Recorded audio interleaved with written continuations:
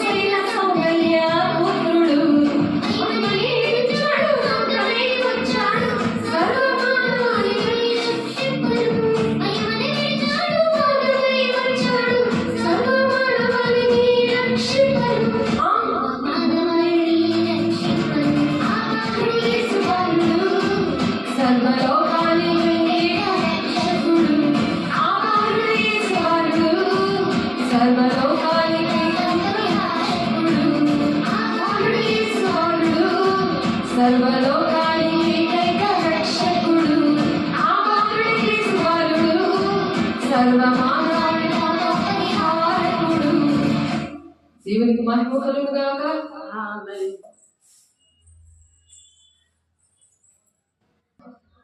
మత్తయి సువార్త 1:21 తన ప్రజలను వారి పాపముల నుండి ఆయన రక్షించను గనుక ఆయనకి యేసు అని పేరు పెట్టుదు వలెను.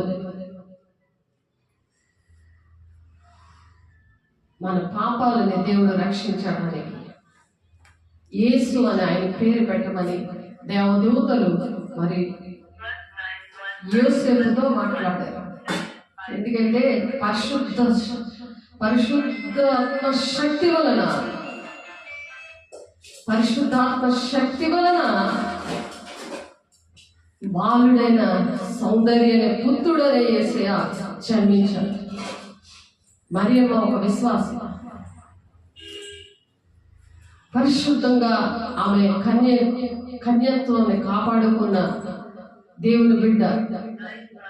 ఎవరైతే యవనస్తులు పరిశుద్ధంగా జీవిస్తారో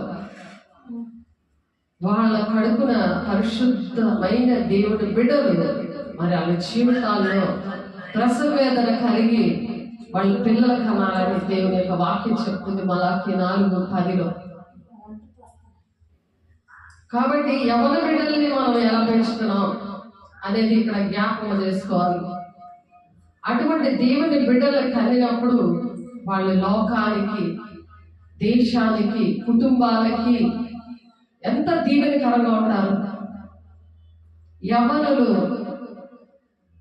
ఆయన కాడి బయట వాళ్ళకి ఎంతో మేలుకరం అని 139వ కీర్తనలో ఉంది. మరి సమయలు అందుకనే ఆ పసిబాలుడిని హన్నా తెచ్చి ఆలయంలో పాలు విడిచిన వెంటనే సమయల్ని ఆలయంలో పెట్టింది. పాలు విడిచిన బిడ్డతో దేవుడు మాట్లాడాడు. అలా మాట్లాడే దేవునితో మాట్లాడే అనుభవం ఉంటేనే దేశం బాగుంటుంది, కుటుంబాలు బాగుంటాయి, సంఘాలు బాగుంటాయి. ఆయన వస్తున్నాడు. రెండవ రాకడలో పసిబాలుడు కాదు, మహిమతో నింపబడిన సర్వ వాళ్ళ కోసం కూడా ఆయన రక్తము కార్చి ప్రాణం పెట్టి ఆ పాపము నుండి, శాపము నుండి మనల్ని విడిపించిన దేవుడు, మరలా దేవుడు ప్రాణం పెట్టిన దేవుడు సజీవుడుగా మహిమతో దేవదూతలతో, వేలాది కోట్లాది దేవదూతలతో నిన్ను నన్ను పెరుగుమంత సంఘముగా తీసుకువెళ్ళడానికి వస్తున్నాడు. సిద్ధంగా ఉన్నావా? ఇంకా బాలుడే అని ఆలోచిస్తున్నావా? ఆయన ఇంకా బాలుడే అని ఆరాధిస్తున్నావా? భయంతో సిద్ధపడుతున్నావా? పరిశుద్ధంగా ఉన్నావా? దేవుని బిడ్డలు అనేక మంది బిడ్డలు నీ కుటుంబాన్ని, నీ సంఘాన్ని, దేశాన్ని రక్షించుకోవడానికి నీకు ఆశ ఉందా? దేవుని రాజ్యానికి రావడానికి దేవుడు ఇచ్చిన పని మత్తయి 28:20 ఉంది. మీరు ఆ విధంగా సువార్త సర్వ లోకానికి ఆ సువార్తను ప్రకటించండి, శుభవార్తను ప్రకటించండి. నిన్న మనం నేర్చుకున్నాం సిమియోను అన్న ఎలాగ వాళ్ళు వెయిట్ చేశారు దేవుడు చూడడానికి. అపరిశుద్ధమైన కళ్ళు నీకున్నాయా? జ్ఞానేంద్రియాలు ఉన్నాయా నీకు నాకు అని మనం ఆలోచించుకోవాలి. అనుక్షణము సిద్ధపడాలి. ట్రైన్ వస్తుందంటే ఎలాగ ఆ టికెట్ డబ్బులు కూడా రావు. ఇలాగ రిజర్వేషన్కి నెల రోజుల ముందే రిజర్వేషన్ చేయించుకున్నాను, కలకటాకి, హైదరాబాద్కి అనుకొని రిజర్వేషన్ చేయించుకుంటారు. ఆ ట్రైన్ మిస్ అయిపోతే ఆ డబ్బులన్నీ పోతాయి. మా మామయ్య పాపకి, పింకీ అనే పాపకి మేము రిజర్వేషన్ చేయించుకున్నాం. అలాగే మిస్ అయిపోయింది. 2 నిమిషాలు మిస్ అయిపోయింది. ఆ డబ్బులు అలాగ 1500 టికెట్ పోయింది. ఇప్పుడు డబ్బులు పోయి కానీ మనమే 7 ఏళ్ల శ్రమ దినాల్లో ఉండిపోతాం. ఒక్కొక్కటి దేవుడు ఆ పాఠం నేర్పిస్తాడు. మన జీవితాల్లో ఎందుకు ఆ పాఠం నేర్పిస్తాడు? మనం ఆ పాఠం నేర్చుకొని ఇతరులు ప్రకటించాలని చెప్తాడు. ఆలోచించండి. మనం ఆ పాఠాలు నేర్చుకోవడానికి కదా దేవుడు బడి అనే దేవుని సన్నిధికి వస్తాం. రాకుండా వస్తే, వచ్చినా సరే వినకపోతే, అలా నడవకపోతే దేవుని యొక్క తీర్మానం తృణీకరించినందువల్ల ఇనుప కట్లతో నేను బంధిస్తాను అంటున్నాడు. దేవుడే బంధిస్తే మనం ఎక్కడికి వెళ్దాం? ఎవరితో చెప్పుకుంటాం? దేవుని దగ్గర సాగిలపడి నమస్కరించాలి. అంటే సాగిలపడిపోయి భౌతికంగానే కాదు, భౌతికంగా కూడా నమస్కారం చేయొచ్చు. కానీ ప్రాణాత్మ దేహాల దేవునికి అంకితం ఇవ్వాలి. మనకు కలిగిందంతా ఆయనకి అంకితం ఇచ్చినప్పుడు ఆయన చూసుకుంటాడు. ఆయన చేతిలో పెట్టాలి ప్రతిదీ. సొబుద్ధి అని ఆధారపడకుండా పూర్ణ ప్రవర్తన అంతా అధికారానికి, పూర్ణ ప్రవర్తన అంతటి అందు ఆయన అధికారానికి ఒప్పుకోమంటున్నాడు. ఆయన ఒప్పుకోవాలి, నోరిప్పి చెప్పాలి, క్షమించమని దేవునికి చెప్పాలి. ప్రతి అబద్ధము దేవుని బిడ్డని ధృవీకరిస్తుంది. ప్రతిది అబద్ధమేది, అపవిత్రత ఏది, అపవిత్రత పనులేది, అవన్నీ చేతులెత్తి ప్రమాణం చేసుకోవాలి. చేతులెత్తి ప్రమాణం చేయాలి దేవుని సన్నిధిలో. ఇమ్మానుయేలు బాలుడు, సొగసైన సౌందర్య పుత్రుడు, మహిమనే విడిచిపెట్టి వచ్చాడు. నువ్వు ఏది విడిచిపెట్టి వస్తున్నావు? నీ భర్తకు లోపడిపోతావు. సాధారణ వాళ్ళ దూరిపోయి వాళ్ళు దేవుని సన్నిధి రానియకుండా సంఘాలు పాడు చేస్తున్నారు, దేశాన్ని పాడు చేస్తున్నారు, తాగి తందనాలాడి వాళ్ళ కోరికలు తీర్చుకుంటున్నారు. కుటుంబం మీద, దేశం మీద. దేశానికి చెడ్డ పేరు కదా, కుటుంబానికి చెడ్డ పేరు కదా, ఆశీర్వాదం కాదు కదా, అది శాపం కదా అని ఆలోచించారు. కాబట్టి సొగసైన సౌందర్య పుత్రుడు మహిమనే విడిచాడు, మార్గమై వచ్చాడు, సర్వ మానవాళిని రక్షించడానికి వచ్చాడు. ఎందుకు వచ్చాడు? సర్వ మానవాళిని రక్షించడానికి దేవుడు వచ్చారు. సర్వ మానవాళిని రక్షించడానికి ఎవరు వచ్చారు? దేవుడు వచ్చారు. పసిబాలుడు మానవ రూపంలో వచ్చాడు. ఎందుకంటే అగ్ని దేవుడు, ఆయన దహించి అగ్ని అయిన దేవుడు అపవిత్రత దగ్గరికి రాలేడు, పరిశుద్ధుల దగ్గరికే రాలేడు, పరిశుద్ధులతోటే నివసించగలడు. అపవిత్రత ఉన్న దగ్గరికి రాలేడు ఆయన. కాబట్టి అతను ఈ సంగతుల గురించి ఆలోచించుచుండగా యోసేపు ఆలోచిస్తున్నాడు ఈ విషయాలు. ఇదిగో ప్రభువు దూత స్వప్నమందు అతనికి ప్రత్యక్షమై, దావీదు కుమారుడైన యోసేపు, నీ భార్యైన మరియను చేర్చుకొనుటకు భయపడద్దు అని చెప్తున్నాడు. ఎవరైనా మరి ప్రదానం చేయబడిన పెళ్లి కూతురికి కడుపు వచ్చిందంటే ఎవరైనా ఇష్టపడతారా? ఆనాడు ద్వితీయ దేశకాండంలో దేవుడు చెప్పిన ఆజ్ఞ ఏంటంటే, ఎవరైతే ఆ చిన్న బిడ్డ అయినా ఆ ప్రదానం చేసిన బిడ్డకి ఏమీ జరగదు, కానీ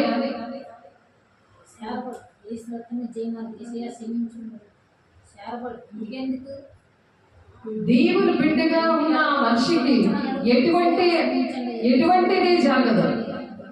కానీ మరి ఎవరైతే ఆమెను పాడు చేశారో అతనికి పనిష్మెంట్ ఉంటుందని ధర్మశాస్త్రం యొక్క ఆజ్ఞ అది.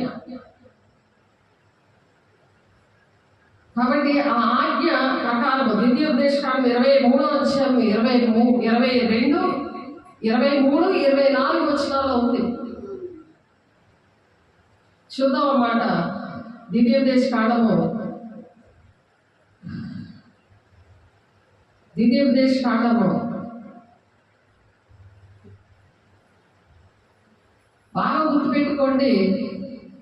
ధర్మశాస్త్రంలో ఏ పనిష్మెంట్ ఉందో ఆ పనిష్మెంట్ లేకుండా దేవుడు యోసేపుతో దేవదూత వచ్చి మాట్లాడింది. అలాగే ఎవరైతే దేవుని బిడ్డలు దేవుని విషయంలో నిందలు పడుతున్నారో వాళ్ళ విషయంలో కూడా లోబడినప్పుడు ఆ దేవదూత ఎలాగైతే ఆదుకుందో మరియమ్మని, అలాగే మిమ్మల్ని కూడా ఆదుకుంటాడు దేవుడు. దేవుని బిడ్డలు కలడానికి ప్రయాసపడడం ఆపేసే వాళ్ళు ఆదుకోడు. నువ్వు ఆపేస్తే ఒక మనిషి ప్రాణం పోతే ఆ ప్రాణం లెక్క నిన్నే అడుగుతాడు. అది గుర్తుపెట్టుకో. అందుకని దేవుడి మాటలు కఠినంగా చెప్తున్నారు. ఖచ్చితంగా మీరు వినాలి, అలా మాట్లాడాలి నీకోసం. ఎందుకంటే ప్రతి క్షణం పాతాళము నోరు తెరుచుకొని ఉంది. ప్రతి ఒక్కరిని మింగేయడానికి, నరకాన్ని తీసుకెళ్ళిపోవడానికి. వాళ్ళు నరకాన్ని వెళ్ళిపోతే దేవుడు నిన్ను లెక్క అడుగుతాడు. నువ్వు సాతాను గడికి లోపడిపోతే. ఇప్పుడు దేవుడి ఏదైనా డౌట్ వచ్చింది, ప్రాంతంలో కూర్చున్నాడు. భార్య మీద డౌట్ వచ్చింది. యోసేపుకి భార్య మీద డౌట్ వచ్చింది. ఎలాగ నేను లేకుండా గర్భం వచ్చింది, నాతో ప్రధానమైంది, తనకి ఎలాగ గర్భం ధరించింది, ఎవరి వల్ల ధరించింది అని డౌట్ వచ్చింది. ఎవరిని అడుగుతా? మనకి ఏదైనా డౌట్స్ వస్తే ఇంట్లో వాళ్ళు అడిగి గొడవ పెట్టుకుంటావా? దేవుడిని అడగాలి. ఇక్కడ దేవుని దగ్గర అడిగినప్పుడు యోసేపుకు మత్తయి సువార్త 1:20 అతడు ఈ సంగతుల గురించి ఆలోచించుచుండగా ఇదిగో ప్రభు దూత స్వప్నమందు అతనికి ప్రత్యక్షమై, దావీదు కుమారుడైన యోసేపు, నీ భార్య అయిన మరియను చేర్చుకొనుటకు భయపడద్దు. నువ్వేం భయపడదు, ఆమె పరిశుద్ధురాలు, నువ్వు భయపడకు. ఆమె గర్భము ధరించింది, పరిశుద్ధాత్మ వల్ల కలిగినది. ఆమె యొక్క కుమారుని కన్ను తన ప్రజలను వారి పాపం నుండి ఆయనే రక్షించును. ఆ సౌందర్యమైన ఆ పుత్రుడు, ఆ బాలుడే దేవుడు మహిమాత్ముడే వచ్చాడు. మహిమను విడిచిపెట్టి దేవుడు తన కుమారుడిని ఈ భూలోకానికి మామూలుగా తను రాలేడు కాబట్టి, తండ్రి అయిన దేవుడు అగ్ని దేవుడు కాబట్టి, దహించి అగ్ని ఉన్నాడు కాబట్టి, ఆయన భూలోకానికి వచ్చి మనకి చెప్పలేడు కాబట్టి, మనతో మాట్లాడలేడు. ఆత్మస్వరూపి అయిన దేవుడు ఆయన ప్రేమను మనకు చూపించడానికి ప్రాణం పెట్టిన ప్రేమ. ఆయన మామూలు ప్రేమ కాదు. మనం మాట్లాడతాం కదా, ప్రాణాలు పెట్టినాం కదా, కానీ ప్రాణం పెట్ట బద్దులే ఉన్నారని పౌలు చెప్తున్నాడు. ప్రాణం పెట్ట బద్దులే ఉన్నారు మీరని. అందుకని తన ప్రజలను వారి పాపములను ఆయనే రక్షించిన గనుక ఆయనకి యేసు అని అంటే దాని అర్థం ఏంటి? యేసు అంటే రక్షకుడు అని పేరు పెట్టి నువ్వే పెడతావు. నువ్వే లేకపోతే అలాగా నీదే ఆ బాధ్యత. అది బాధ్యత అప్పచెప్పాడు యేసుకి. నీకు బాధ్యతలు అప్పచెప్తాడు. నువ్వు ఎప్పుడైతే నువ్వు ప్రార్థన చేస్తావో, నీ ఇంట్లో కోసం సంఘస్థుల కోసం ప్రార్థనలు చేస్తావో, నీకు బాధ్యతలు అప్పచెప్తాడు. వాళ్ళ బాధ్యతలు వినడానికి నువ్వు దేవుని ఆ బాధ్యతలు వహిస్తేనే దేవుని రాజ్యానికి వెళ్ళి ఆ మహిమ కిరీటం పొందుకుంటావు. న్యాయపీఠం ముందు లెక్క ఉండదప్పుడు, తీర్పులోనికి రారు అని చెప్తున్నారు కదా యోహాను సువార్తలోని. తీర్పులోనికి రాక మరణం నుండి జీవంలోనికి దాటి ఉన్నారు అని చెప్తున్నారు. కాబట్టి ఆనాడు ధర్మశాస్త్రంలో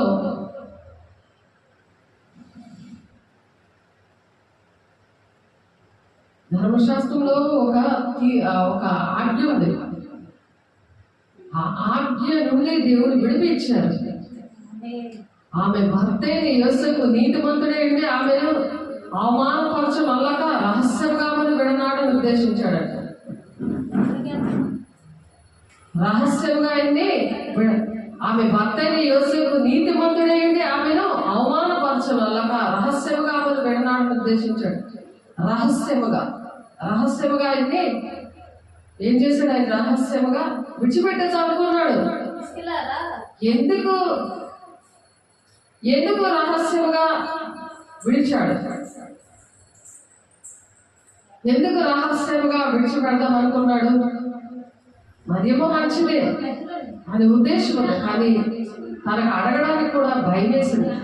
ఎలా జరిగింది అనే విషయం అడగడానికి కూడా మరేమో అంత పరిశుద్ధంగా ఉంది. అందుకని దేవుణ్ణి అడిగాడు. ప్రియ భర్తలారా, మీరు ఏ భార్య మీద అనుమానం పడినప్పుడు దేవుణ్ణే అడగండి.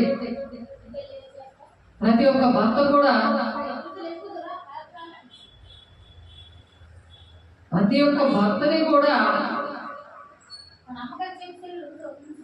భర్త కూడా ఏం చేస్తారు?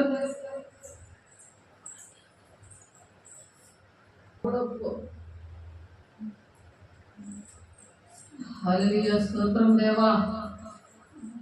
అతడు ఈ సంగతుల గురించి ఆలోచిస్తున్నాడు, అనుమానపడ్డాడు. అలా ప్రతి కుటుంబాల్లో కూడా అనుమానపడతారు, ఆలోచిస్తూ ఉంటారు.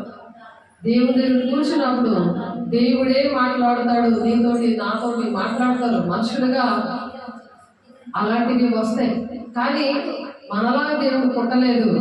ఇప్పటికీ కూడా చాలా మంది తెలియదు ఎలాగా యేసే పుట్టారు, పరిశుద్ధాత్మ శక్తి వల్ల దేవుడు ఎలా పుట్టారు అనే విషయాలు తెలియదు. కాబట్టి యేసుక్రీస్తు జన్మ విధం ఎట్లనగా అనుంది అక్కడ. యేసుక్రీస్తు జన్మ విధం ఎట్లనగా ఆయన తల్లి అయిన మరియ యేసుకు ప్రదానం చేయబడిన తరువాత వారేకము కాక మునుపు ఆమె పరిశుద్ధాత్మ వలన గర్భవతిగా ఉండేను. ఆమె ఆ విధంగా గర్భం వచ్చింది. స్త్రీకి పుట్టినవాడు ఏ పాటి వాడు అని యోగు చెప్తున్నాడు. 15-14 శుద్ధుడవుటకు నరుడు ఏ పాటి వాడు, నిర్దోషుడవుటకు స్త్రీకి పుట్టినవాడు ఏ పాటి వాడు అని చెప్తున్నాడు. కాబట్టి పరిశుద్ధుడు పరిశుద్ధాత్మ శక్తి వల్ల పుడితే పరిశుద్ధుడు అవుతాడు, లేకపోతే పరిశుద్ధుడు అవ్వడు. అందుకనే తండ్రి ప్రణాళిక ఇది.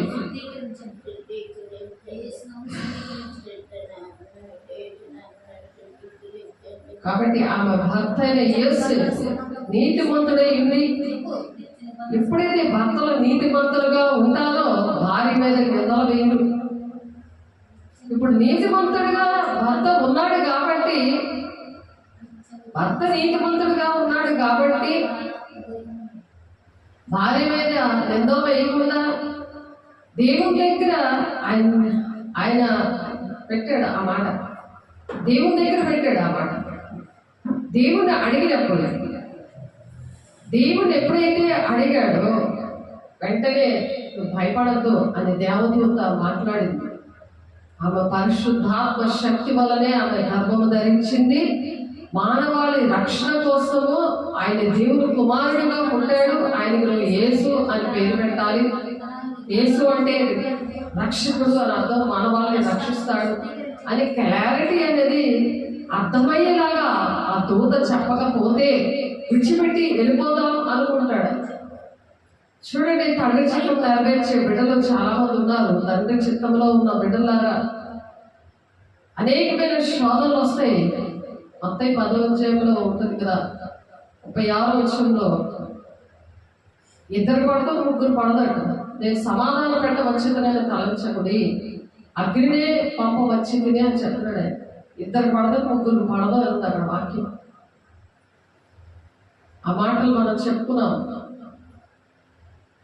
కాబట్టి ఎందుకు అలాంటివి వస్తాయంటే దేవుడి బిడ్డల ఇంటిలో అలాంటివి జరుగుతూ ఉంటాయి. కాబట్టి యేసేపు గారి ద్వారా, మరియమ్మ గారి ద్వారా మనం నేర్చుకోవాల్సినవి ఈ విషయాలు. ఏదో ధనం పెట్టి వెళ్ళిపోయేది కాదు, ప్రతిదీ కూడా నేర్చుకోవాలి.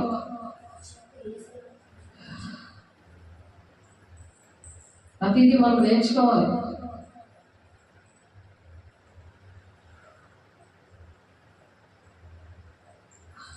ఇక్కడ మత్తయి సువార్త 10వ అధ్యాయంలో 34వ వచనంలో నేను భూమి మీదకి సమాధానం పంపవచ్చునని తలంచుబడి ఖడ్గమునే కానీ సమాధానం పంపుటకు రాలేదు.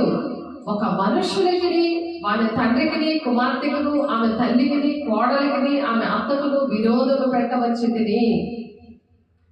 ఎందుకంటే పరిశుద్ధాత్మ దేవుడు లేనప్పుడు ఎవరైతే పొందుకుంటారో వాళ్ళ ద్వారా సమస్య వస్తుంది. అటువంటి నిందలు అవమానాలు వచ్చినప్పుడు ఆ విధంగా దేవుని దగ్గర అడిగినప్పుడు యోసేపుతో దేవుడు ఎలాగైతే మాట్లాడారో అలాగే మాట్లాడతారు మనతో కూడా. అందుకే తోడేలు మధ్యకు మిమ్మల్ని గొర్రెపిల్లగా నేను పంపించాను. ఆ గొర్రెపిల్ల ఎలా ఉండాలి? పరిశుద్ధంగా ఉండాలి. పరిశుద్ధంగా ఉన్నప్పుడు ఆ తోడేలుని తప్పించుకుంటారు. ఈ లోకం అంతా కూడా అలా ఉంది. లోకంలోనికి తోడేలు లాంటి లోకంలోకి గొర్రె పిల్లగా మనల్ని పంపించినప్పుడు పాముల వలె వివేకం ఉండమన్నాడు, పావురాల వలె నిష్కప్తంగా ఉండమన్నాడు. నిష్కప్తంగా లేకపోతే నీకు ఆయాసంతో దేవుడు కుంగ చేస్తాడు. నీకు ఆయాసం వస్తుంది. ఇనప కట్టలతో బంధిస్తానని ఉంది 107వ కీర్తనలో. కృతజ్ఞతాస్తుతులు చెల్లించాలి.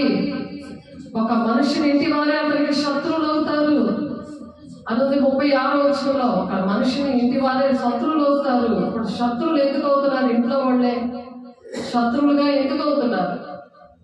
ప్రార్థన లేదు. నా భర్తతో మాట్లాడు, నా భార్యతో మాట్లాడు. వాళ్ళంతటా వాళ్ళు కూడా ప్రార్థన చేసుకోవాలి. అలా ప్రార్థన చేస్తున్నప్పుడు యోసేపు గారు మరియమ్మని ఆ మాట అంటారు, ఎలా గర్భం ధరించావు అని అడగలేదు. ఎందుకంటే అంత పరిశుద్ధంగా ఉంది మరియమ్మ. అందుకని అడగకుండా యోసేపు నీతిమంతుడు, అందుకనే నీతిమంతుడినే పెళ్లి చేసుకోవాలి. ఏ తాగుబోతుండే చేసుకుంటే సంవత్సరం అంతా తిప్పలే. అందుకే దేవుణ్ణి అడిగి పెళ్లి చేసుకోవాలి. అవిశ్వాసకి విశ్వాసకి పొత్తు కుదరదు అని అందుకే చెప్పారు. ఒక మనిషిని ఇంటి వారే అతనికి శత్రువులందురు అని చెప్తున్నారు. అందుకే పిల్లలు అపవిత్రులు అవుతారని 2 కొరింథీ 7:14 ఉంది. భార్య భర్తలు ఇద్దరు పరిశుద్ధంగా లేకపోతే పిల్లలు అపవిత్రులు అవుతారని. ఇప్పుడు సౌందర్యపుత్రుడు పరిశుద్ధాత్ముడు శక్తితో పుట్టాడు, అందుకే లోక రక్షకుడు అయ్యాడు ఆయన. మనము కూడా సర్వలోకానికి వెళ్ళి సర్వసృష్టికి ఈ శుభవార్త ప్రకటించాలి అంటే భార్య భర్తలు ఇద్దరు పరిశుద్ధంగా ఉండాలి. అప్పుడు బిడ్డలు కనాలి. బిడ్డలు కన్నప్పుడు ఎలా ఉంటారు? పరిశుద్ధంగా ఉంటారు. వాళ్ళు పరిశుద్ధంగా ఉంటారు పిల్లలు. ఆ పిల్లలతో నీకు తలపోటు ఉండదు. పిల్లలు ఇప్పుడు చూడండి, చిన్న పిల్లల దగ్గర నుంచి అలాగ అయిపోతున్నారు. అందుకనే బాలుడిగా ఉన్నప్పటి నుంచి యేసు ఎలా పెరిగాడో అవి నేర్పించాలి పిల్లలకి. అలా పెంచాలి. యేసుని ఎలాగైతే దేవుడు పెంచాడో, మానవుడు వచ్చి 33 సంవత్సరాల వరకు ఎలా పెరిగాడో పరిశుద్ధంగా, అది దేవుడు బిడ్డలుగా భార్యాభర్తలు పిల్లల్ని ఆ విధంగా పెంచడానికి భూలోకానికి ప్రతి ఒక్క కుటుంబము ఆనందంతో సంతోషంతో ఆశీర్వాదకరంగా ఉండాలని దేవుడు భూలోకానికి వచ్చేయడానికి కారణం అది. కుటుంబాలు కట్టడం నేర్పించాడు ఆయన. భార్య భర్తలు ఎలా ఉండాలి, పిల్లలు ఎలా ఉండాలి, అవన్నీ నేర్పించడానికి పుట్టాడు. అది మనం గమనించాలి. యేసుక్రీస్తు జన్మ విధమైన ఏమనగా ఆయన తల్లి మరియ యేసేపుకు ప్రధానం చేయబడిన తర్వాత వారేకము కాక మునిపే ఆమె పరిశుద్ధాత్మల గర్భము ధరించింది. మళ్ళా పుట్టలేదు ఆయన, పరిశుద్ధాత్మ శక్తితో కన్నా. అలా పరిశుద్ధాత్మ శక్తితో మనము కూడా కంటే పిల్లలు పరిశుద్ధంగా ఉంటారు. మనం పరిశుద్ధంగా లేకుండా సువార్త ప్రకటించి వాళ్ళు ఏదో బిస్కెట్లు, కుక్క బిస్కెట్లు వేసినట్టు వాళ్ళకేమో నీకు బట్టలు ఇస్తానురా, నీకు ఛార్జీలు పెడతానురా మా చర్చికి అని వాళ్ళకి అన్నీ చేసి పెట్టి, వాళ్ళు మీరు దశం భాగాలు ఇవ్వక్కర్లేదు, మీరు కానుకలు ఇవ్వక్కర్లేదు, నాకు అన్నం కూడా పెట్టక్కర్లేదు, నేను ఏమి తిన్నాను అనేది కొంతమంది ఉంటున్నారు. అలాగా ఆకట్టుకుంటున్నారు భౌతికంగా. అలాగా చాలా మంచోడు మా పాస్టర్ గారు, మా కాపరి చాలా మంచోడు, మా దగ్గర రూపాయి ఆశించడు, ఈయనకి ఆస్తుంది బాగా చేస్తాడు అలాగా. కానీ పోషణ అన్ని విడిచిపెట్టి దేవుడు తీసుకొస్తారు. పిలుపు దర్శనం తీసుకొస్తారు దేవుడి బిడ్డల్ని. ఆత్మీయ ఫలాలు, కృప, వరాలు అందించి అదే ఆస్తి, దానివల్ల రక్షించాలి. మరి యేసయ్య కూడా అలాగే రిక్తుడిగా వచ్చాడు. సేవకులు కూడా రిక్తుడిగా తీసుకొస్తారు. రెండు చేపల్ని 5 రొట్టెలుగా చేసి 5,000 మందికి భోజనం పెట్టి చూపించాడు. అలా దేవుని శక్తి, పరిశుద్ధాత్మ శక్తిది. అలాగ దేవుని పిల్లలు కనాలి, అలా దేవుని పిల్లల్ని పెంచాలి. అంతేగాని ధనం ఈ రోజు ఉంటుంది, ధనము రేపు ఉండదు. రేపు ఉండకపోతే ఎలా పెంచుతావు ఆత్మీయ బిడ్డల్ని? ధనం చూపించి తెస్తావా? దేవుని ఆజ్ఞలు పాటించకపోతే, దశభాగం ఇవ్వకపోతే శాపగ్రస్తులా ఉంది. మొన్న ఒక ఆయనకి అలాగే ఒక ఫోన్ వచ్చింది, ఆ దశభాగం ఇచ్చి పెంచలేదని తనకేం జరిగింది? 5 సంవత్సరాల నుండి తనకి జీతం లేదు. ఎందుకంటే 11 నెంబర్తో ఒక ఫోన్ వచ్చింది, అది ఆన్ చేశారు. ఆన్ చేసి వాళ్ళు ఇంగ్లీష్లోని హిందీలోనూ మాట్లాడుతున్నారు, అర్థం కాలేదు. మాట్లాడిన వెంటనే ఏం జరుగుతుందంటే ఆధార్ కార్డుతో సహా, ఆధార్ నెంబర్తో సహా వాళ్ళ డీటెయిల్స్ అన్నీ కూడా తెలిసిపోతాయి. బ్యాంక్ అకౌంట్లో డబ్బులన్నీ కూడా మాయమైపోయాయి. ఇంకా ఆ ప్లేస్లో ఆ జీతం చేస్తున్నాడు, ఉద్యోగం చేస్తున్నాడు కానీ ఆ జీతం అక్కడికి వెళ్ళిపోతుంది. ఎవడైతే ఫోన్ చేశాడో వాడి దగ్గరికి వెళ్ళిపోతుంది. ఎందుకంటే తన దశభాగం ఇవ్వట్లేదు. నేను వాళ్ళ ఇంటికి వెళ్ళి ప్రార్థన చేశాను. 2 రోజులు అవుతుంది. నేను ఇంటికి వెళ్ళి ప్రార్థన చేస్తే విషయాలు తెలిసాయి. ఎందుకంటే నాకు కూడా నన్ను ఎందుకు తీసుకెళ్ళాడు తెలుసా? నాకు 2 ఫోన్లు వచ్చాయి. అలాగే ఉదయం 9 గంటలకు ఒకసారి, 12 గంటలకు ఒకసారి వచ్చింది ఆ ఫోన్. అలాంటి ఫోన్ వచ్చింది. నేను ఇక్కడ బలిపీఠం దగ్గర ఉంటే నేను ప్రమాణం చేశాను, ప్రభా నాలో ఏదైనా పొరపాటు ఉంటే చెప్పండి అని. ఒక 99 రూపాయలు చూపించారు దేవుడు. ఆ 99 రూపాయలు వెంటనే నేను దేవునికి వెంటనే అర్పించగానే, ఆ అక్రమం నేను కట్టగానే వెంటనే దేవుడు నాకు ఈ కార్యం చేసి పెట్టాడు. ఏమైనా అక్రమాలు ఉంటే, అక్రమాలు అంటే ఏంటి? దేవుడికి ఇవ్వాల్సింది ఇవ్వకపోవడం, ఎవరికైనా మాయ మోసం చేసినప్పుడు ఆ అక్రమాల కింద లెక్క వస్తాయి. అందుకనే తండ్రి చిత్తం నెరవేర్చిన వాళ్ళు దేవుని రాజ్యానికి వెళ్ళగలరు. అంటే దేవుడు మరి ఎక్కువగా అదేంటి ప్రభా, మేము నీ నామంలో దయ్యాలు కొట్టాము, అద్భుత కార్యాలు చేసాము, ఇన్ని మహత్కారాలు చేసాము, ఇన్ని మీటింగ్లు పెట్టామని మనం ఏదైనా అక్కడ పెట్టుకోవచ్చు. ఎంతమంది వచ్చి మనకు శాల్వాలు కప్పారు, మాకు ఎంత పేరుంది, ఎంత నాయకుడు ఉన్నాం. మా చర్చికి 3000 మంది వస్తున్నారు, 300 మంది, 500 మంది వస్తున్నారు, ప్రవాహం వల్లే వచ్చేస్తున్నారు మా సన్నిధికి అని అంటే అక్రమం చేయవాలారా పొండి మీరు అవును నాకు తెలియదు అంటున్నాడు అక్కడ మొత్తం 7వ అధ్యాయంలో 21వ వచనంలో. ఆ లిస్టులో మనం వద్దు. అందుకే పరిశుద్ధాత్మ శక్తి వలన బిడ్డలు కనాలి. అప్పుడు శత్రుల నుండి దేవుడు విడిపిస్తాడు. అలా నన్ను విడిపించాడు శత్రుల నుండి. అలా 99 రూపాయలకే శత్రువులు నన్ను విడిపించాడు. నేను పోలీస్ స్టేషన్కి వెళ్ళాను. ఆయన కూడా అదే, ఆయన ఏం చెప్పారంటే మీ ఫోన్ పేలో ఉన్నది ఇంకో ఫోన్ పే మార్చుకోండి, ఇంకో నెంబర్లో మార్చేసుకోండి, లేకపోతే ఆ డబ్బులు ఖాళీ చేసుకుంటా అని చెప్పాడు ఆయన.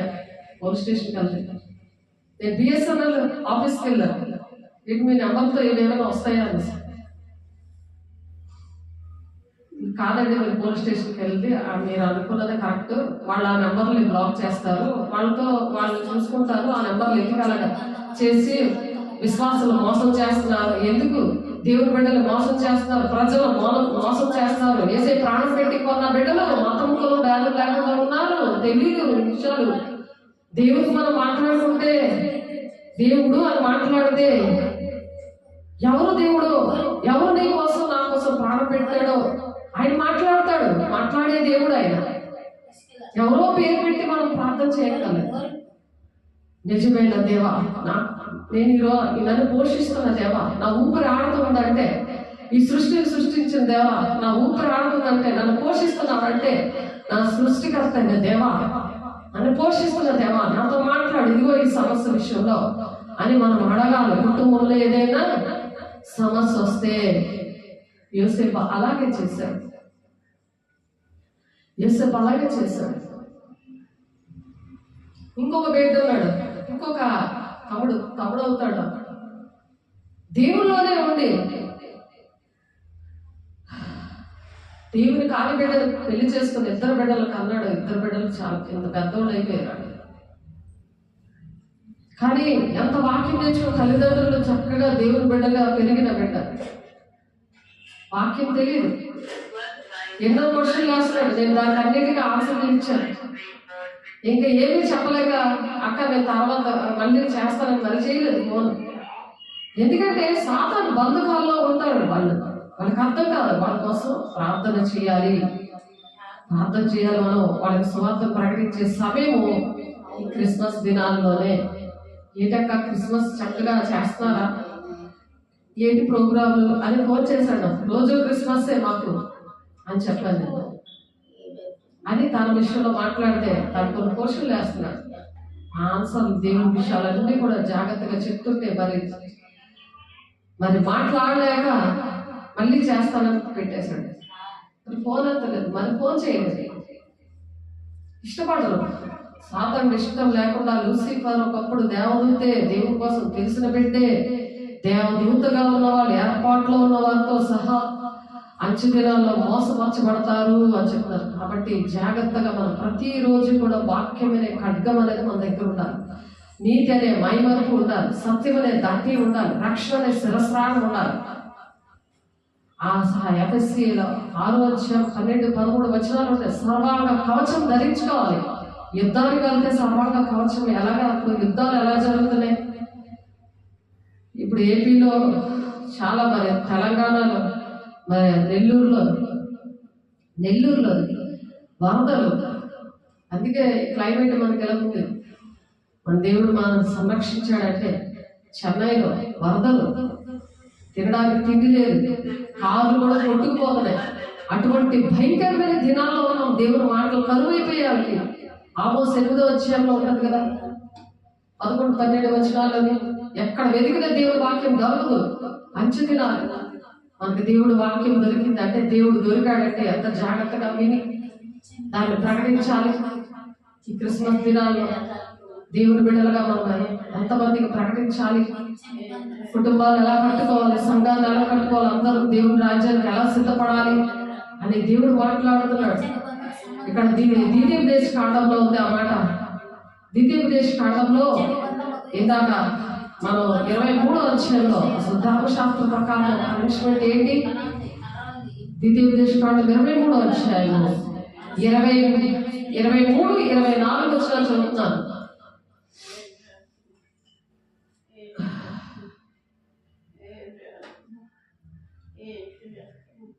దేవుడైన యెహోవా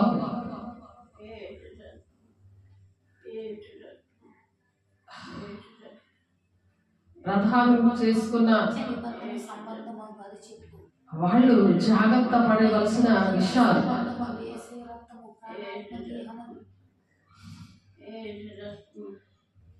మరి ఆ ధర్మశాస్త్ర ప్రకారము ఏముందంటే వాళ్ళు ఎవరైతే అలాగా దేవుని బిడ్డ ఆ చిన్న బిడ్డని పాడు చేస్తారో వాళ్ళకి పనిష్మెంట్ అని ఉంటుంది.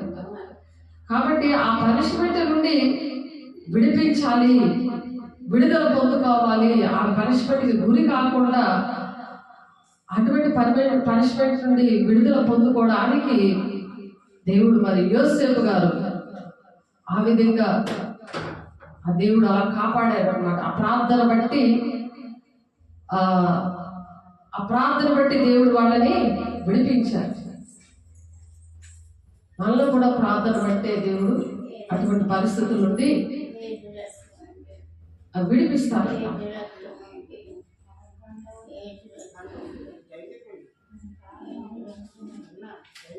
కాబట్టి యేసయ్య కోసం ఇటువంటి ప్రవచనాలు, దేవుడు ఈ లోకానికి రావడానికి ప్రవచనాలు 300 ప్రవచనాలు యేసయ్య కొరకు నెరవేరాయి. అవి 1 కొరింథీయులకు రాసిన పత్రిక 1వ అధ్యాయం 20వ వచనంలో ఉంది. దేవుని వాగ్దానాలు ఏ విధంగా నెరవేర్చబడ్డాయి అని, ఎలా నెరవేర్చబడ్డాయి అని చెప్పి 2వ కొరింథీయులకు రాసిన పత్రిక 1 నుండి 20 వచనాలు. దేవుని వాగ్దానాలు ఎన్ని అయినాయో అన్నీ క్రీస్తునందు అవునట్టుగానే ఉన్నవి కనుక మన ద్వారా దేవునికి మహిమ కలుగుటకై అవి ఆయన వల్ల నిత్యములై ఉన్నవి. ఆయనకు మహిమ కలగాలని ఈ వాగ్దానాలన్నీ నెరవేర్చబడడానికే దేవుడు ఈ లోకంలో జన్మించారు.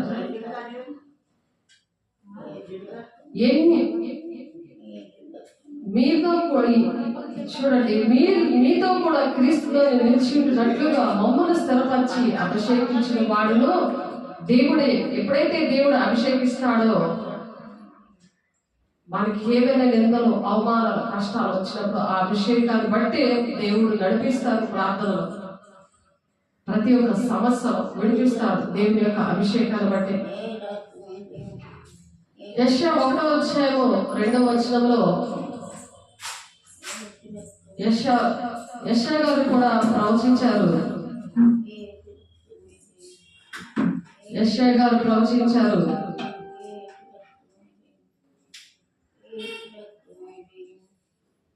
గారు ఏమని ప్రవచించారు చూద్దాం. యెషయా గారు రాసిన పత్రికలో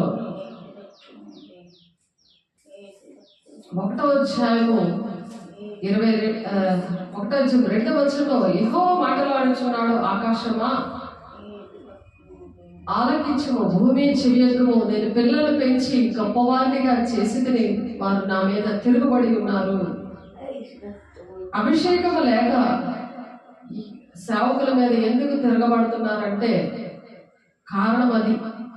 ఆకాశమా ఆలకించుము, భూమి చెవియొగ్గుము అని యెహోవా దేవుడు ఆకాశంతోనే భూమితోనే చెప్తున్నాడు. నేను పిల్లలు పెంచి గొప్పవారిగా చేసి తిని వారు నా మీద తిరగబడుతున్నారు అని చెప్పి. ఎవరికి నష్టమో అది.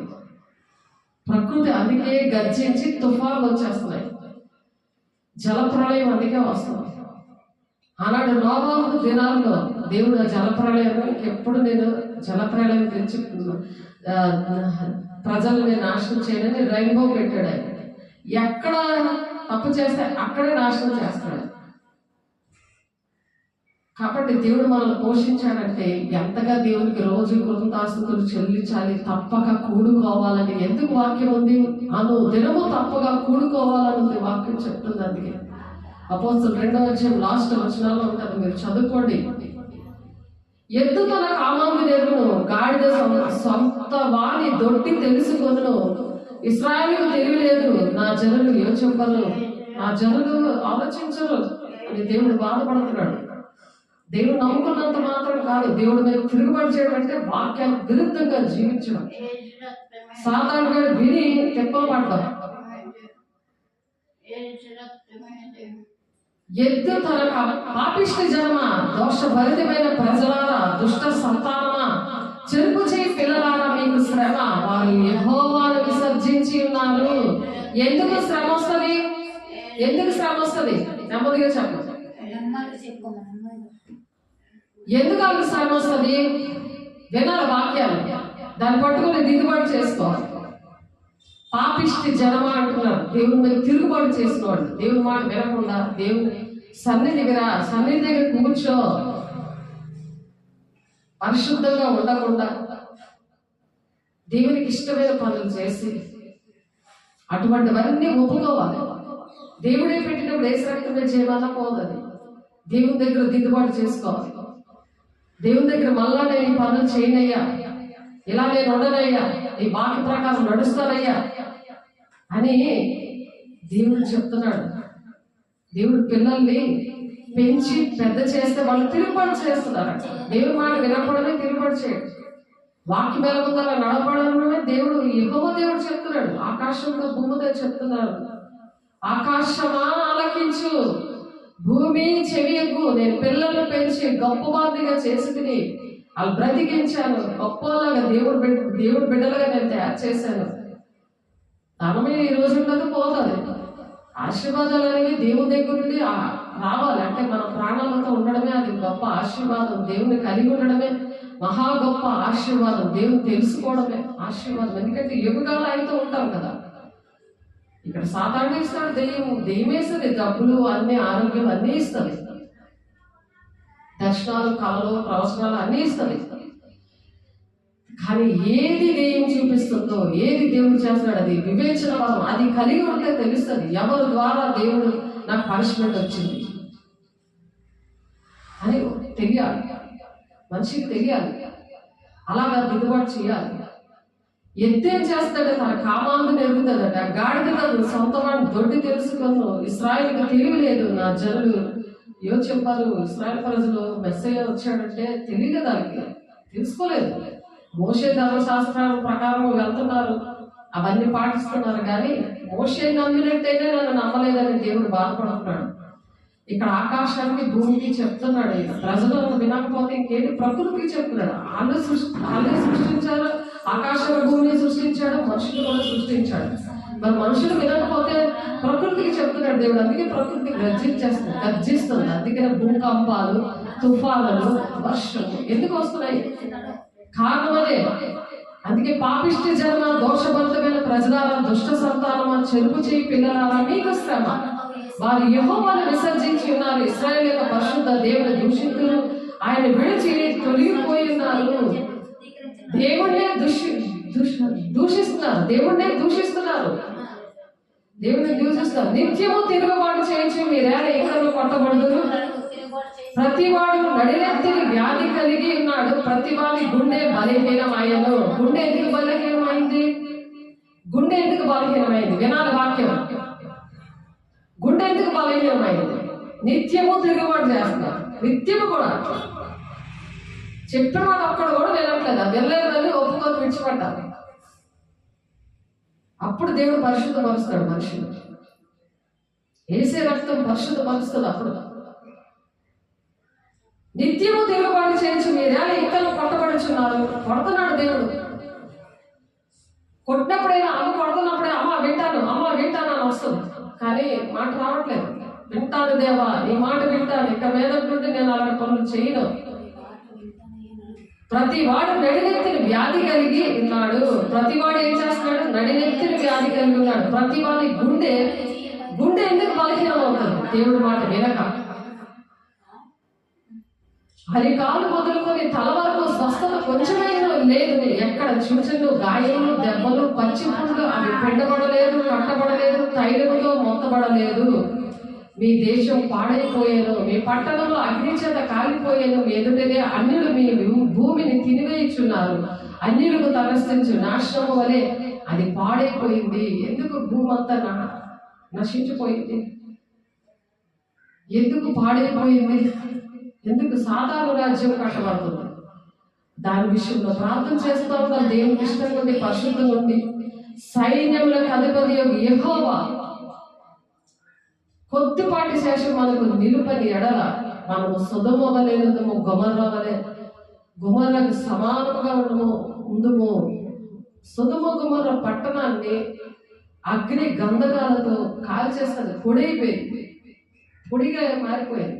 లోతి భార్య ఉప్పు స్తంభంగా మారిపోయింది. ఇంకా వెనక తిరిగి చూస్తుంది. తన కుటుంబాన్ని రక్షించడానికి ఒక వేష్యని ఎంచుకుంటాడు దేవుడు. అలా దాస్తుంది. చూడండి, దేవుని బిడ్డలు ఎవరైనా దాస్తారు. దేవుని మాట విన్న వాళ్ళు ఎవరికైనా రక్షణ ఉంటారు. ఆ రక్షకుడు వాళ్ళతో ఉంటాడు. వాళ్ళ మాట విన్నప్పుడు దేవుని విడిచిపెట్టి మనుషుల వైపు తిరిగితే ఆ మనుషుల్లో ఎవరున్నారని గమనించుకోకుండా వాళ్ళతో ఉండి వాళ్ళ మాటలు వింటే, వినలేని వాళ్ళు ఎవరి మాట, దేవుని మాట విన్న వాళ్ళు కొద్ది మందిగా పెట్టి ఇప్పుడు ఏం చేశారు? సొదొమ వలె నాశనం చేయకుండా ఆ సైన్యములకు యెహోవా అనే దేవుడు కొద్ది శేషమే ఉంచాడు. కొద్ది మంది వెళ్తారు దేవుని రాజ్యం. కనురెప్పపాట్లో కొద్ది మంది వెళ్తారు. ఆ కొద్ది మందిలో ఉన్నావా, నేనున్నానా అని మనం దైవ భక్తితో జీవించాలని దేవుడు ఈ మాటలు చెప్తున్నారు. కాబట్టి అతడు ఈ సంగతుల గురించి ఆలోచిస్తుంటే ఆ స్వప్న మంది దేవుడు కనిపించి దేవుడు ఏం చేశారు? యేసు అని పేరు పెట్టి అలాగా యోసేపుతో చేశారు. కాబట్టి నువ్వు ప్రార్థన చేస్తే నీ భర్త ద్వారానే దేవుని పనులన్నీ చేపిస్తాడు. యేసేపుతో ఎలా చేయించాడు అలాగే నీ భర్త ద్వారా దేవుడు పనులు చేయిస్తాడు. నువ్వు ప్రార్థన చేయకపోతే, నువ్వు పరిశుద్ధంగా ఉండకపోతే, దేవుని వాక్యం విని దాని ప్రకారం నడవకపోతే మన కుటుంబాన్ని రక్షించుకోలేము. అది దేవుడు మాటలు చెప్తున్నారు. యెషయా 7:14 ప్రవచనం ఏం చెప్పారు? యెషయా 7:14 ప్రవచనం ఉంది. ఆ ప్రవచనం ఎలా నెరవేర్చబడింది? కాబట్టి ప్రభు తానే ఒక సూచన మీకు చూపును, ఆలకించుడు. కన్యక గర్భవతి కుమారుని కని అతనికి ఇమ్మానుయేలు అని పేరు పెట్టును. దేవుడు ఒక ప్రవచనం యెషయా గారి ద్వారా ప్రవచనము ఎక్కడ నెరవేర్చబడింది? మత్తయి 22:23 నెరవేర్చబడింది. అది తన ప్రవక్తల ద్వారా పలికిన మాట నెరవేరినట్లు ఇదంతయు జరిగెను. ఇమ్మానుయేలు పేరులకు భాషాంతరమున దేవుడు మనకు తోడని అర్థము. ఇమ్మానుయేలుగా పాడుకున్నాం కదా, దేవుడు మనకు తోడుగా ఉంటాడు. మనుషులు తోడుగా ఆలోచిస్తున్నారేమో, దేవుడు మనకు తోడుగా ఉంటాడని అర్థం. అది ప్రవచనం. యెషయా గారు 7:14 ప్రవచిస్తే ఆ ప్రవచనము ఇక్కడ మత్తయి 1:23 ఆ ప్రవచనం నెరవేరింది. యేసుకు నిద్ర మేలుకొని ప్రభువును తనకు ఆజ్ఞాపించిన ప్రకారము చేసి తన భార్యను చేర్చుకున్నాడు. భార్య మాట వినడం స్టార్ట్ చేశాడు. లేకపోతే భార్యని గర్భవతిగా ఉంది, తన్ని జనసంఖ్యకి తీసుకెళ్ళాడు. బెత్లెహేముకి నిన్న చెప్పుకున్నాము. ఆ బెత్లెహేముకి తీసుకెళ్ళాడు. ఆ నిండు చూడాలని జనసంఖ్య ఐగుప్తు వలన మరి ఆజ్ఞ అయినప్పుడు జనసంఖ్య విషయంలో అక్కడ తీసుకెళ్ళాడు. క్యాలెండర్, గ్రెగోరియన్ క్యాలెండర్ ఇప్పుడు వచ్చిందంటే క్రీస్తు శకము, క్రీస్తు పూర్వము వచ్చిందంటే మనం చెప్పుకుంటున్నామంటే మన బర్త్డే ఎప్పుడు, ఎవరైనా ఎప్పుడు చనిపోయారు, ఎప్పుడు మనం ఎక్కడికి వెళ్ళాలని క్యాలెండర్ వచ్చిందంటే ఇవన్నీ కూడా ఆ ఇమ్మానుయేలు మనకు తోడుండి రక్షిస్తూ చేస్తున్నాడు అనమాట. ఈ పనులన్నీ ఆయనలాగా చిన్నపిల్లల దగ్గర నుండి వృద్ధుల వరకు నడవాలని సిమియోన్ని మరి అన్నాన్ని కూడా దేవుడు నిలబెట్టి చూపించారు. అలా చనిపోయినా సరే ఎలా సాక్షిగా ఉన్నారు. మనము చనిపోయినా సరే ఒక సాక్షిగా మనము అలా నడవాలని దేవుడు ఆశపడి ఆ మాటలు చెప్పారు. అలాగే యోహాను 1:14 వాక్య స్వరూపే శరీరధారి మన మధ్య నివసిస్తున్నాడు అని ఉన్నారు కదా. ఈ వాక్యం గుర్తులేదనుకో, శరీరధారియే నీలో నివసించదు. ఎవరు నివసిస్తారు చెప్పండి? దెయ్యం నివసిస్తుంది. నీలో దెయ్యం వచ్చింది అనుకో, వాక్యం గుర్తుండదు. నీ వాక్యం గుర్తుండాలంటే సన్నిధికి రావాలి. గుర్తు పెట్టుకోవాలంటే నీలో పాపం ఉండకూడదు. 1 యోహాను 1:9 ఉంది. పాపం ఒప్పుకుంటేనే ఈ కృపాసింహాసనం దగ్గర నువ్వు దేవుని దగ్గర విమర్శించుకుంటా శరీరం రక్తం తీసుకుంటేనే అపొస్తలుల 2:42 ప్రకారం, 1 కొరింథీ 11:23-24 ప్రకారం నన్ను జ్ఞాపకం చేసుకున్నట్టుగా దీన్ని చేయుడి అంటున్నారు. ఆయన జ్ఞాపకం చేసుకుంటా మనుషుల్ని జ్ఞాపకం చేసుకుని బతికేవనుకో, మనుషుల మీద ఆధారపడి బ్రతికేవనుకో, యెహోవా ఆశ్రయించిన మేలు అనే విషయం మర్చిపోతాం. మనుషుల నమ్మటి కంటే, రాజుల నమ్మటి కంటే యెహోవా ఆశ్రయించిన మేలు అని ఉంది అక్కడ. ఎందుకు రాశారు? యెహోవానే ఆశ్రయించాలి. ఇంటికి వెళ్ళి పడుకున్నాను అనుకో, అక్కడ పట్టుకుంటారు. సాతాను పట్టుకుంటాడు, అక్కడే నాకాలు పట్టుకుపోతాడు. అగ్నిగుండంలో కాలుతున్నప్పుడు నీకు గుర్తు వస్తాయి ఇవన్నీ. అయ్యో దేవుని సన్నిధి నేను ఎందుకు విడిచిపెట్టి పారిపోతున్నాను, సాతాను మాట విని ఎలా నేను పారిపోతున్నాను, దేవుని సన్నిధిని విడిచిపెట్టి పారిపోతున్నాను. ఎక్కడైనా దేవుడు ఉన్నాడులే అనుకుంటున్నావేమో. దేవుని బిడ్డలు ఎక్కడుంటే అక్కడ ఉంటారు దేవుడు. దేహమే దేవుని ఆలయంగా ఉన్న బిడ్డలు ఎక్కడ ఉంటారో అక్కడ ఉంటుంది దేవుడు ఆలయము, దేవుని సన్నిధి. దేవునికి ఇష్టము లేకుండా, వాక్యము అనే దేవుడు నీ ఒంటిలో లేకుండా అక్కడ ఉండడు. అది నీ ఇంట్లోనే కావచ్చు, దేవుని సన్నిధే కావచ్చు, ఎక్కడైనా కావచ్చు. దేవుడు ఎందుకు ఈ సన్నిధిలో అద్భుత కార్యాలు చేస్తున్నారు? ప్రార్థన చేయకుండానే దేవుడు ఎందుకు అద్భుత కార్యాలు చేస్తున్నాడు అంటే కారణం అదే. చూడండి, ఎక్కడ చెప్పారు అది? నాతో చెప్పిన మాటలు అవి, మీతో చెప్పాను ఆ మాటలు. దేవుడి సన్నిధిలో ఉన్నాడు. పౌలు గారితో చెప్పారు, నా బిడ్డ ఇదిగో సన్నిధిలో నేను ఉన్నాను. అనేక మంది సాక్ష్యాలు ఉన్నారు. అలాగే దెయ్యాలు ఎలాగొడుతున్నారు. ఎవరు ఎలాగొడుతున్నారంటే నా దేవుని బిడ్డ అని దెయ్యం చెప్పింది. దేవుడు చెప్పారు. ఇంగ్లాపల్లిలో దేవుడు దెయ్యం ఇద్దరు బిడ్డలోకి వచ్చి, ఇద్దరు మనుషుల్లోకి వచ్చి చెప్పారు. ఎందుకంటే దేవుడు మనలో ఉన్నారో లేదో మనం అలా చెక్ చేసుకోవాలి. నేనంతా ఆనందపడ్డాను. దేవుడు నాతో ఉన్నాడు, నాతో మాట్లాడు. ఇమ్మానుయేలు అంటే దేవుడు నా తోడుగా ఉన్నాడని అర్థం కదా. ఆ ఇమ్మానుయేలు దేవుడు అని పాటలు పాడుకోవడమే కాదు, దేవుడు మన తోడు ఉన్నాడా లేదో కూడా చెక్ చేసుకోవాలి. అలాగా చూడండి, ఆ నెరవేర్పు ఎక్కడ జరిగింది? మత్తయి 22:23 జరిగింది. అలాగే మొదటి యోహాను సువార్త 1:14 శరీరధారిగా మన మధ్య నివసిస్తున్నాడు. వాక్య స్వరూపిగా ఆయన ప్రతి నామమునకు పైనామముగా ఉన్నాడు. ఆయన ప్రతి నామమునకు పైనామముగా ఉన్నాడు. ఆ నామం ఏంటి? అన్ని నామముల కన్నా పైనామం. ఆయన నామమును బట్టి విడుదల వస్తుంటది, రక్షణ వస్తుంటది, మోక్షం వస్తుంది. ఆయన నామముల మూలంలో దెయ్యాలు వెళ్ళగొడుతున్నాం. ఆ నామముని యూజ్ చేసుకోవడమే కాదు, అటువంటి నామం మనము కూడా కలిగి ఉండాలి. ఆయన్ని కలిగి ఉండాలి. మనిషిని ఆ తండ్రి దేవుడిని, ఆ పరిశుద్ధాత్మ దేవుడే మనము ఒంటిలో పెట్టుకోకపోతే నావాడు కాదు అంటున్నాడు. రోమ 8:8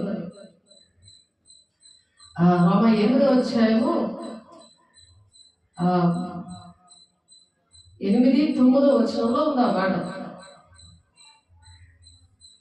కాబట్టి దేవుడు మనతో ఉన్నాడా లేదా అని గమనించాలి. ఫిలిప్పీలు రాసిన పత్రిక 2:6 ఉంది. అన్ని నామముల కన్నా పైనామము 2:6 నుండి ఉంది ఆ మాటలో. ఆయన దేవుని స్వరూపము కలిగిన వాడే ఉండి దేవునితో సమానంగా ఉండటం విడిచిపెట్టకూడని భాగ్యమని ఎంచుకొనలేదు కానీ మనుషుల పోలికగా పుట్టి దాసుల స్వరూపం ధరించుకున్నాడు. మనం కూడా అలాగే ఉండాలి. దేవుని స్వభావంతో దాసుల స్వరూపం.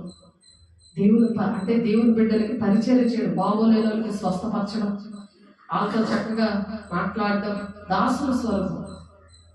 కాలు మీద కాలు వేసి కూర్చోవడం కాదు. కాలు మీద కాలు వేసుకున్నది ఒకసారి తను కనిపించింది. ఏసరంతమే చేయం చెప్పు అంటుంది. కాలు మీద కాలు వేసుకున్నది దేవుని నమ్ముకుంది. చూడండి, అలాగే చచ్చిపోయినా సరే అది ఎలా సువార్త చేస్తే, మనం బతుకున్నప్పుడు ఎలా చేయాలి? మనుషుల పోలికగా పుట్టి దాసుల స్వరూపం ధరించుకొని తను తానే రిక్తులుగా చేసుకున్నాడు. ఏమీ లేదు, నా దగ్గర ఇవి ఉన్నాయి కాబట్టి వాళ్ళ దగ్గర, ఆ పాస్టర్ గారి దగ్గర, ఆ మనుషుల దగ్గర ఎంతమంది ఎన్ని డబ్బులు ఉన్నాయి కాబట్టి అది అంతే ఏదో ఒకటి గిఫ్ట్గా ఇస్తారు, ఏదో ఒకటి మేము మా ఛార్జీలు ఇస్తారు అనుకొని ఆహారం కోసం తిండి కోసం పరిగెడుతున్నారు. పరలోక రాజ్యం ఆహారము పానము కాదు కానీ పరిశుద్ధాత్మ మీద ఆనందమై ఉన్నదని వాక్యం చెప్తుంది. రోమా పత్రికలో ఉంటుంది ఆ మాట. మనుషుల పోలికగా పుట్టాడు ఆయన. అందుకే ఎందుకు పుట్టాడు మనుషుల పోలికగా? దేవుడు మనుషులకు అన్ని నేర్పించడానికి, ఈ విషయాలను నేర్పించడానికి. ఎవ్వరు కూడా నరకానికి వెళ్ళడం ఇష్టం లేక మనుషుల పోలికగా పుట్టాడు. అందుకే దేవుళ్ళా వచ్చావు, మన ప్రాణం ఇలా కాపాడింది, నాకు ఈ మంచి మాటలు చెప్పావమ్మా అని మనం చెప్తాం. దేవుని స్వరూపం ధరించుకొని తను తానే రిక్తుడిగా చేసుకున్న మరి ఆయన ఆకారము మనుషుడిగా కనబడి మరణం పొందినంతగా, అనగా శిలువ మరణం పొందినంతగా విధేయత చూపించాడు. దేవుని తండ్రికి విధేయత చూపించాడు. శిలువ మరణం పొందినంతగా చచ్చిపో, నేను ఎంత పనికిమాలిన మనుషుల కోసం, మాట వెళ్ళని తిరుగుబాటు చేసిన మనుషుల కోసం నన్ను చచ్చిపోమంటున్నావా డాడీ అని అనలేదు యేసయ్య. అబ్రహాం ఇస్సాకుతో కూడా అనలేదు. అబ్రహాంతో అలాగ అనలేదు. గొర్రెపిల్ల అక్కడ అంటే దేవుడు చూసుకుంటాడు, యెహోవాయే చూసుకొని నన్ను సమాధానం ఇచ్చాడు.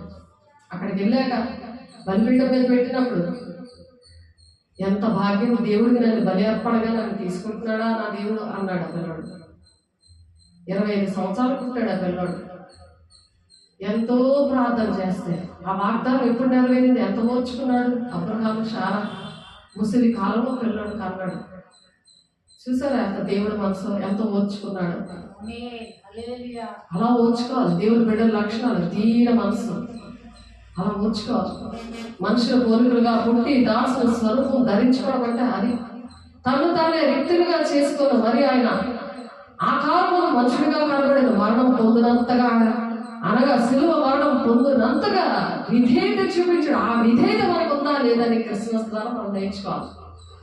విధేయతకి అర్థము చెప్పిన వినయ మనస్కుడా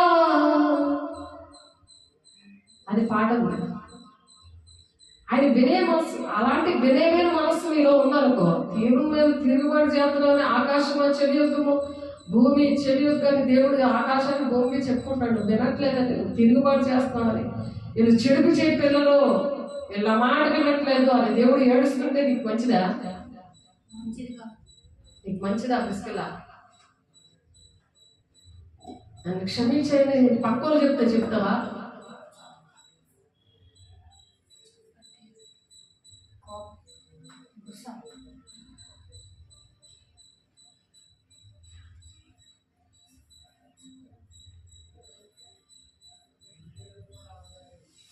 అందుచేత పరలోకమందున వారిలో గాని, భూమి మీద ఉన్న వారిలో గాని, భూమి కింద ఉన్న వారిలో గాని ప్రతి మోకాలు వంగాలి. ప్రతి మోకాలు వంగాలి, దేవుని స్తుతించాలి. అర్థమవుతుందా? ప్రతి మోకాలు వంగాలి, స్తుతించాలి. మరి ఆయన ఆకారమందు మనుషులుగా కనబడి మరణం పొందినంతగా ఎలాగైతే విధేయత చూపించాడో అలాగ మనం విధేయత చూపిస్తానయ్యా అని ఒప్పుకోవాలి. విధేయత నేను చూపిస్తానయ్యా దేవా, నేను విధేయత చూపిస్తానయ్యా. ఒప్పుకోవాలి, చేతులెత్తి ఒప్పుకోవాలి. నేను విధేయత కలిగి ఉంటానయ్యా. నేను తిరుగుబాటు చేసే స్వభావం ఉండదు. నేను చెప్పిన మాట వింటాను, నీకు లోబడతాను, నన్ను క్షమించయ్యా అని చెప్పాలి. దేవుని మాటలు వినాలి, ఓర్చుకోవాలి. దీనమైన స్వభావం, అహంకారమైన మనసు రాకూడదు. దీన మనసు అహంకారంగా పట్టమని ఒక మాట వస్తూ ఉంటుంది భర్త మీద ఎగరడం. రాకూడదు. అది అహంకారమైన మనసు నాశనానికి నడిపిస్తుంది. గర్వం అనేది సాతాను లక్షణం, అహంకారం అనేది సాతాను లక్షణం. పొగరు ఏమీ లేని ఆగడ్డ ఎగిరెగిరి పడింది అంటారు సామెత. అన్ని ఉన్నాకంటే అణిగిమణిగి ఉంటుందట. పెద్దలు సామెతలు ఉంటే చెప్పలేదు. గమనించండి, దేవుడు అందరి దగ్గర ఉంటాడు. కానీ మన బుద్ధులు ఎలా ఉన్నాయో అది దేవుడు లెక్క పెడతాడు. ప్రతి ఒక్కరికి తీర్పులో నిలబెట్టి అడుగుతాడు. కోటానుకోట్ల మధ్యలో అడుగుతాడు. ఇప్పుడు దేవుని మనసు విధేయత లేకపోతే ఏమి? దేవుడు మన కోసం ప్రాణం పెట్టాలా? ఆయన పశువు సత్రంలో జన్మించాలా? ఆయన స్థలం లేకపోతే ఆ నారబడులతో చుట్టి పశువుల తొట్టిలో పరుగు పెట్టారు. ఎంత భాగ్యమో! ఆ పశువులకు ఉన్న భాగ్యం మనకు లేదు. అవి తిండి మానేసాయి. ఆ తొట్టిలో ఎందుకు వేసారు? గొడవ లేదు. ఎవరైనా ప్లేస్లో కూర్చొని పెద్ద ఇంత గొడవ ఆడేస్తారు, ఎంత నోరేసుకొని. నా ప్లేస్ నాది అని. పశువులు అలా నోరు కట్టేసుకున్నాయి, గడ్డి తింటూ మానేసాయి. ఆ తొట్టిలోనే పడుగు పెట్టినప్పుడు ఆ పశువుకున్న మనసైనా ఉందా? మనుషులకి ఆలోచించండి. దీనమైన మనసు, విధేయత దేవుడు చూపించాడు. తండ్రి మీద తిరుగుబాటు చేయలేదు. ఇలాంటి పాపాత్తులైన మనుషుల కోసం ప్రాణం పెట్టడానికి రక్షకుడిగా ఇమ్మానుయేలుగా జన్మిస్తే ఆయన ప్రాణం పెట్టినా సరే అర్థం అవట్లేదు. దేవుడు ఎవరు, దేవుడు ప్రేమ ఏంటో, ఆ శాశ్వత ప్రేమ ఏంటో. ఎప్పుడో ప్రాణం ఎగిరిపోవచ్చు. ఎన్నిసార్లు ఆ గుండెని దేవుడు పట్టుకొని ఆపాడు, ఆ గుండె పట్టుకొని ఆపాడు. ఎప్పుడో ప్రాణం వెళ్ళిపోతే నువ్వు నరకానికి వెళ్ళిపోకూడదు, నీ బుద్ధులు మారి వెళ్తే బాగుంటావు, దేవుని రాజ్యానికి వెళ్తావు. దేవుని రాజ్యానికి వెళ్తావు. మనుషుల మీద ఆధారపడ్డలేంటి, ఎవరు నేర్పిస్తారని నువ్వు అలా కూర్చొని ఉంటావా? ఎక్కడున్నా సరే నువ్వు దేవునితో కనెక్ట్ అయి ఉన్నావా లేదా అది మనం గమనించుకోవాలి. దేహమే దేవుని ఆలయంగా ఉందా లేదా అది గమనించుకోవాలి. భూమి కింద ఉన్న వారికి ప్రతి వారి మోకాలు వంగాలి. యేసు నామమున వంగునట్లు ప్రతి వారి నాలుగు తండ్రి అనే దేవుని మహిమార్థమే యేసుక్రీస్తు ప్రభువుని ఒప్పుకున్నట్లు దేవుడు ఆయనను అధికముగా హెచ్చించిన ప్రతి నామములకు పైనామము ఆయనకు అనుగ్రహించాడు. ఎవరికి లేని పైనామము దేవుడు అనుగ్రహించాడు. ఆ నామం ద్వారా స్వస్థతలు అందుకే జరుగుతాయి. ఆ నామం ద్వారా చనిపోయిన వాళ్ళు అందుకే బ్రతుకుతున్నారు. అలా ప్రేమించిన వాళ్ళు ఎవరైనా భూలోకంలో ఉన్నారా? దేవుడే భూలోకానికి దిగొచ్చాడు, మానవ రూపం వచ్చి మనిషికి నేర్పించాడు. పక్కన పెట్టి నేర్చుకోమ్మా. పరిశుద్ధాత్మ దేవుడు వచ్చి సహాయం చేస్తాడు ప్రతి విషయంలో కూడా. నేను ఉన్నాను అంటున్నాడు, నీకు తోడే నడిపిస్తాను అంటున్నాడు. ఎవరైనా అలా ఉన్నారా? దేవుని ఆత్మతో దెయ్యములు వెళ్ళగొట్టాడు దేవుడు. ఆత్మ వలన అరణ్యానికి ఏడవబడ్డాడు. ఆయన ఆత్మ వలన, పరిశుద్ధాత్మ వలన అరణ్యానికి ఏడవబడ్డాడు. ఎందుకు ఏడవబడ్డాడు? 40 రాత్రులు 40 పగళ్ళు ప్రార్థన చేయడానికి, మన కోసం కన్నీరు కాచడానికి, మా మహిమనంతటి విడిచిపెట్టి మామూలు మనిషిగా ఉంది. ఆయన దేవుడు కదా అందుకే చేసి వెళ్ళి అనుకుంటారు కొంతమంది. దేవుడు మహిమనంతా విడిచిపెట్టి మానవుడుగా వచ్చాడు. మత్తయి 4:1 ఉందని, మత్తయి 3:18 దేవుని ఆత్మ పౌలు వలె బాప్తిసం తీసుకున్నప్పుడు ఆయన మీద వాలేదు. అలాగే బాప్తిసం తీసుకున్నప్పుడు కూడా పరిశుద్ధాత్మ దేవుడు నిన్ను ఆవరించాడా లేదా? పరిశుద్ధాత్మ దేవుడిని విడిచిపెట్టేసి ఆయన దుఃఖ పెట్టేలాగా ఉన్నావా? ఆయన వస్తుంటే ఆయన దుఃఖ పడుతుంటే ఆయన వెళ్ళిపోతాడు నేను విడిచిపెట్టి. మళ్ళీ నువ్వు అది ఒప్పుకుంటే మళ్ళీ పరిశుద్ధాత్మ దేవుడు నిన్ను వచ్చి ఆవరిస్తాడు, నీకు ఆరోగ్యం ఇస్తాడు, నిన్ను బ్రతికిస్తాడు. నీలాంటి బిడ్డల తిరుగుబాటు చేసే బిడ్డల్ని రక్షించుకుంటాడు నీ ద్వారా. ఆ రక్షకుడు నీలో పుట్టాలి అని ఆశపడుతున్నాడు. ప్రతిరోజు మనలో పుట్టాడా లేదా? పుడితేనే ఇతరుల కోసం మనం ఆలోచించగలం. ప్రేమ అప్పుడే వస్తుంది, దేవుని ఆజ్ఞలు పాటిస్తాం. లేకపోతే ప్రేమ ఉండదు, ఏముండదు. వెళ్ళి నీ పాటలు పాడు అని వదిలేస్తారు. ఆ దేవుడు పుట్టాడు అనుకో వాళ్ళు వదలలేదు. వాళ్ళకి ఏదో విధంగా నచ్చ చెప్తారు, మాట వినమని చెప్తారు. కాబట్టి దేవుడు ఎన్ని విషయాలు మనకు చెప్తున్నారో, ఎవ్వరి వల్ల రక్షణ దొరకదు అని కన్ఫర్మ్ చేసి చెప్తున్నాడు. ఆయన రక్షకుడు మన కోసం పుట్టి ఉన్నాడు అని చెప్పి అపోస్తలుల 4:12 పేతురుగా చెప్తున్నారు ఈ మాట. మరి ఎవరి వల్ల కూడా మీరు రక్షణ పొందుకోలేదు. ఆ రక్షణ ఉంటేనే దేవుని రాజ్యం అన్నమాట. ఈ లోకంలో భూలోకంలో ఏంటి దొరుకుతుంది? మనకి ఆనందం, సంతోషం దొరుకుతుంది, ఆరోగ్యం, ఐశ్వర్యం అన్నీ దొరుకుతాయి. శాశ్వతంగా ఏంటున్నది? దేవుని రాజ్యం. ఆ రక్షణ ఉంటే భౌతికంగా భూలోకంలోనే సుఖంగా ఉండగలరు. మరి చనిపోయిన తర్వాత కూడా దేవుని రాజ్యంలో వెళ్ళగలరు. ఇదిగో నీవు గర్భము ధరించి కుమారునికని ఆయనకి యేసు అని పేరు పెడతావు అని చెప్పి మరి లూకాసు వార్తలో కూడా ఆ మాట ఉంది. లూకాసు వార్త 1వ అధ్యాయం 31వ వచనంలో ఈ సువార్తలన్నింటిలో కూడా దేవుడు ఈ మాటలు మాట్లాడున్నాడు. ఇమ్మానుయేలుగా నీతో ఉన్నాడా? నా తోడున్నాడంటే ఇమ్మానుయేలు దేవుడు నీతో ఉన్నాడు, రక్షకుడుగా నేను రక్షిస్తాడు. అది నువ్వు ఆలోచించాలి. ఎవరితో నువ్వు ఉన్నావు అని ఆలోచించాలి. ఇదిగో నీవు గర్భము ధరించి కుమారుని కని ఆయనకి యేసు అని పేరు పెడతావు. దూత వచ్చి మరియమ్మతో చెప్పింది, ఆయన గొప్పవాడే సర్వోన్నతుని కుమారుడు అనబడను, ప్రభైన దేవుడు ఆయన తండ్రి అయిన దావీదు సింహాసన ఆయనకి ఇచ్చును అని మరియమ్మ ఇందాక యోసేపుతో మాట్లాడాడు దేవుడు. ఇప్పుడు మరియమ్మతో దూత ద్వారా మాట్లాడుతున్నాడు ఈ మాటలు. ఆయన యాకోబు వంశములను యుగయుగములు ఏలుతాడు అని, ఆయన రాజ్యం అంతం లేదని, అంటే శాశ్వతమైన రాజ్యం. ఆ రాజ్యం పరిపాలించడానికి 1000 ఏళ్ల పరిపాలనలో దేవుడి మాటలు ఎవరైతే వింటారో ఆడు కూడా పరిపాలిస్తారని మనం చెప్తున్నాం. యుగములు ఏలును ఆయన రాజ్యం అంతం లేనిదే ఉండినని ఆమెతో చెప్పిన. అందుకు మరియా నేను పురుషుని ఎరుగని దాననే అంటున్నాడు. నేను పురుషుని ఎరుగని దాననే, ఇది ఎలాగూ జరుగుతుంది దూతతో అనగా, దూత పరిశుద్ధాత్మ నీ మీదికి వచ్చును, సర్వోన్నతుని శక్తి నిన్ను కమ్ముకొనును గనుక పుట్టబోవు శిశువు పరిశుద్ధుడే దేవుని కుమారుడు అనబడను. దేవుని కుమారుడు అనబడతారు. మరియు నీ బంధువురాలు ఎలిజబెత్ కూడా తన వృద్ధాప్యమందు ఒక కుమారుని గర్భము ధరించినది. గొడ్రాలనబడిన ఆమెకు ఇది 6వ మాసం అని చెప్తుంది ఆ దూత. దేవుడు చెప్పిన ఏ మాట అయినా నిరంతరము కానేదని ఆమెతో చెప్పిన. దేవుడు ఏదైనా మాట చెప్తుంది జరుగు తీరుతుంది. ప్రియ సంగమా, సార్వత్రిక సంగమా, ఇదే మంచి ఉదాహరణ. నువ్వు అవిశ్వాసంతో దేవుడు నీతో చెప్పాడు అవి జరగవేమో అని దేవుని త్రోవను పక్కన పెట్టి సాధారణ త్రోవలో ఉన్నావేమో, ఇది గమనించు. అందుకు మరియా ఇదిగో బ్రహ్మ దాసరాలు నీ మాట చెప్పిన నాకు జరుగుగా కానీ అని చెప్తుంది.